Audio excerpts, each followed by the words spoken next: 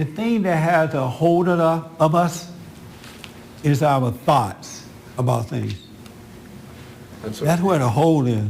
It's amazing to me, absolutely amazing to me, how busy the thoughts are in trying to convince us about ourselves and other people and things in life, you know? It's just amazing how busy it is. And it's amazing to me how a thought can control you, can convince you, and then make you act out. You know, when I was meditating this morning, I felt angry and these evil thoughts, and I just kind of stood there and watched, and sure enough, within a period of time, it was gone. Yeah, that's all you have to do. You know, God said that so if we think it, so is a man thinking, so as he is. I really, really want to understand the dynamics of thoughts and how to get away from them. Because I believe that we can live a thought-free life.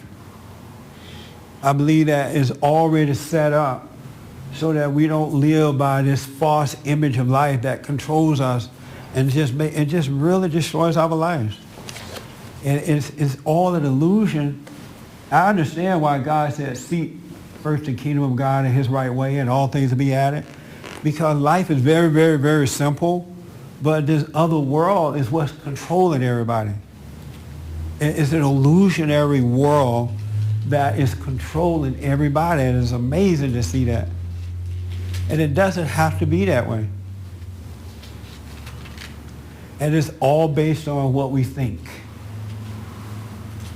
It's all based on that. And if we could get away from that, we could be free people, period. And life would just unfold. It would just absolutely unfold by itself. But I think the only way that we're going to overcome it too is that we got to get over the anger. You can't have any anger at all because that's what feeds the lie in your thought. It lives off your anger, your judgment. It makes you make decisions about yourself and about others. It literally just is always telling you things. It's absolutely crazy. Even as I'm talking right now, if you paid attention to your thought, it's telling you stuff about what I'm saying right now. Have you noticed that? Yes. Yeah, it's telling you things right now. What is it telling you about what I'm saying? Oh, it's just talking. Yeah. I don't know how to say it. He is so wicked. He won't be, it's like it won't be quiet just for a moment so you can have that separation from it. Because it knows that once you recognize what it is, you are free from it. And it's just always talking, always talking.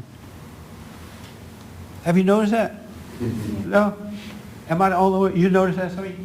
I notice it all the time. And then when I counsel with people and talk to people, everything that they feel, every action that they have taken has been based on what they thought. It's not real. It's just based on what they thought. And it never, ever, ever works out for the good. Never. And so when God says Satan come as the light, he presents himself as the light too. That's what he's talking about. Satan is always presenting himself as the light. Yes. So if you don't, like you're talking, and if I don't understand what you say, those thoughts in my head are trying to explain you. Yes. To me. Yes. It's just what I do. I just don't understand what you say. Right. Right. Right. Those thoughts are, now that I'm thinking about it, those thoughts are always, I always feel kind of stupid and slow, and the thoughts are trying to tell me, well, this is what he's saying. Yes. And they're usually wrong. They're always wrong. Always wrong, okay. Thoughts are 100% wrong. They never tell you the truth about anything. That's why when I'm up speaking, whomever you're listening to, you should let it go in one ear and out the other. Otherwise, it's going to interpret what they mean about what they're saying, and it's not going to be that. And then it'll either give you a false happiness or an anger or some type of insecure. You're not supposed to listen. You're not supposed to hold on to it at all. And then the reality of what was there will be revealed to you. You're not supposed to hold on to anything that anyone says. Yes. I was going to say, I've noticed that about speaking as well. Like your thoughts want you to think that you know the effect you're having on other people by what you do or say. Yes. I've noticed, it's never exactly what you think the effect is. That's right. Or they don't take it the same way, for good or for bad. Absolutely. Absolutely. You got to know your thoughts are not your friend. You can live without thinking.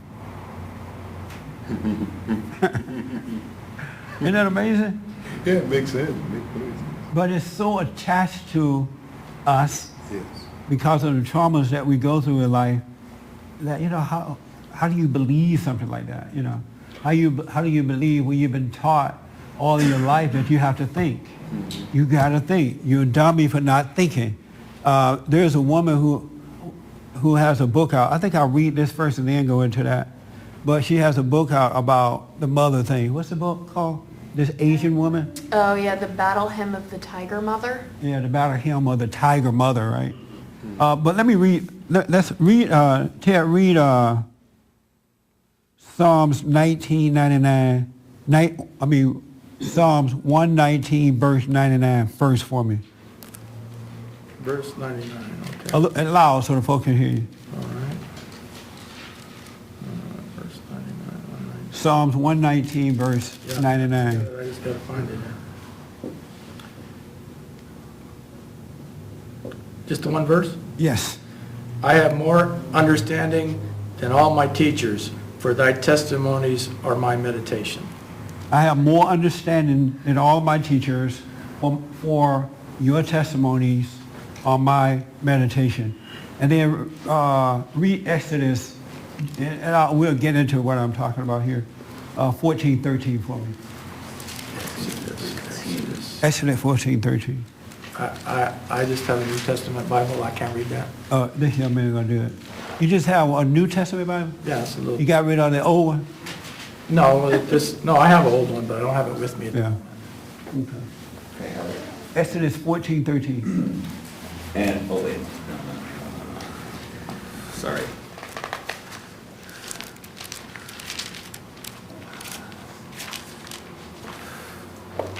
Exodus 14:13. Doug, I'm trying not to do it. Snort. But I have a cold. What am I to do? Go home, take a nap. Go home, take a nap. Okay, I have it. Okay. And Moses said unto the people, Fear ye not, stand still, and see the salvation of the Lord, which he will shew to you today. Yeah. The Egyptians whom ye have seen today, ye shall see them again no more forever. And Moses said to the people, Do not be afraid, stand still and see the salvation of the Lord, which he will accomplish for you today. There is this book that this woman wrote about raising children, this Asian woman, and she said that she taught her children, in raising her children, she did not allow them to go out and play at all. They had no playtime. They couldn't play with other kids. They had to learn piano or violin. They couldn't get nothing less than an A in school. They had to get an A in school. And so we had a guy on the radio show, an Asian guy on the show who wrote an article about what this woman had said. So we had him on, and he talked about how his father raised him in that way too, in the same manner, but it's not a good thing. He talked about how his father would, he had to get the best grades. He had to study. He couldn't have friends, or at least, I think in his case, he may have had one or two.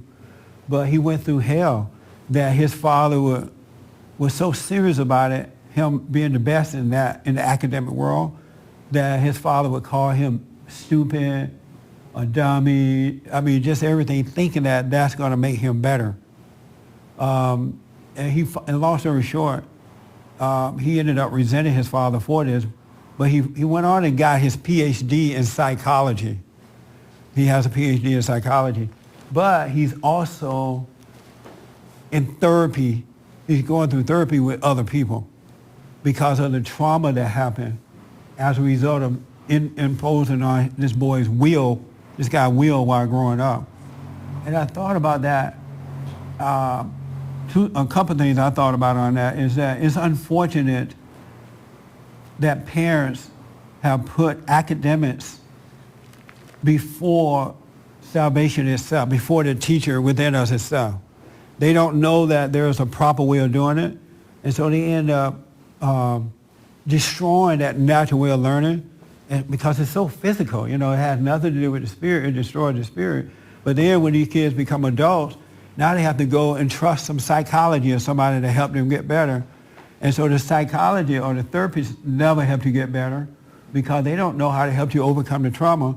And now people are addicted to the therapy. I know so many folks who have so much faith in therapists, psychologists, psychiatrists, and people like that, and preachers. They have absolutely lost this idea of knowing how to just be still and overcome things.